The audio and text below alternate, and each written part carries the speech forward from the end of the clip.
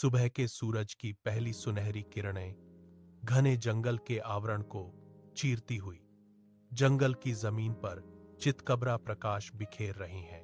एक झुकी हुई बूढ़ी औरत, जिसकी छाया उभरती रोशनी के सामने खिंच गई है, घुमावदार रास्ते पर अपनी धीमी यात्रा शुरू करती है। सूखी लकड़ियों का एक विशाल गट्ठर, एक भारी बोझ, उसकी नाजुक पीठ पर अनिश्चित रूप से टिका हुआ है। समय और परिश्रम की रेखाओं से खुदा हुआ उसका चेहरा गहरी थकान दिखाता है, फिर भी एक अदम्य भावना है। स्पष्ट संघर्ष के बावजूद उसकी आंखों में एक रहस्यमय, लगभग शांत शांति है। कठिनाई के बीच एक शांत शक्ति। वह अपनी कठिन यात्रा जारी रखती है, सहन शक्ति का एक मूक प्रमाण, जैसे जैसे जंगल उसके चारों ओर जागता है।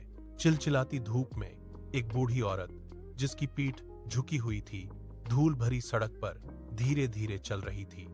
उसने एक छोटा कपड़े का थैला कसकर पकड़ा हुआ था। उसकी थकी हुई आंखें सुनसान रास्ते को देख रही हैं, कुछ अनदेखी चीज की तलाश में। अचानक एक दुबला पतला भूखा लड़का प्रकट होता है, जो जमीन पर झुका हुआ है। उसका छोटा सा शरीर मौन दर्द से कांप रहा है। बूढ़ी औरत की निगाहें नरम पड़ जाती हैं और बिना झिझक के वह अपनी मामूली थैली से आधा टुकड़ा रोटी निकालती है। वह उसे यह देती है और लड़के की पहले से बुझी हुई आंखों में हताश आशा की एक झलक जगमगा उठती है। जैसे जैसे शाम गहरी होती है, बूढ़ी औरत की विनम्र झोपड़ी के बाहर ग्रामीणों का एक समूह इकट्ठा होता है। उनकी उपस्थिति सांप्रदायिक गर्मी का प्रतीक है। एक युवा लड़का दृढ़ हाथों से टूटी हुई छत की मरम्मत कर रहा है।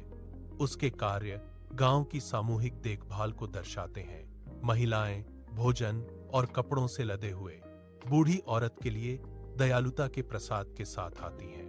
बूढ़ी औरत अपने दरवाजे पर बैठी है। उसके होंठों पर एक प्यारी सी मुस्कान है। उसकी आंखें गहरी खुशी के आंसुओं से चमक रही हैं। गांव वालों की एकता और दयालुता उसकी झोपड़ी को रोशन करती है। उसे आशा की एक नई चमकदार रोशनी